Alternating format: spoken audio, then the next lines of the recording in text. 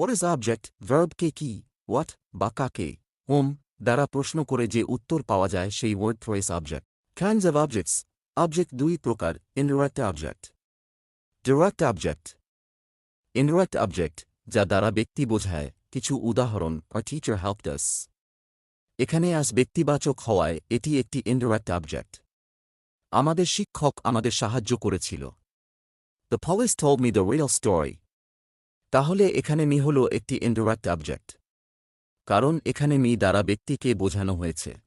Direct object, যা দ্বারা বিষয়বস্তু বোঝায়, কিছু উদাহরণ, he gave shelter. এখানে shelter একটি direct objectসে আশ্রয় দিয়েছিল, I sang a song. এখানে a song হল একটি direct object. আমি একটি গান গাই। মূল কথা, যা দ্বারা ব্যক্তি বোঝায় সেটাই হল indirect object. আর যা দ্বারা বিষয়বস্তু বোঝায় সেটাই হল direct object. Retain object. Direct object কে passive voice এ retain object বলে।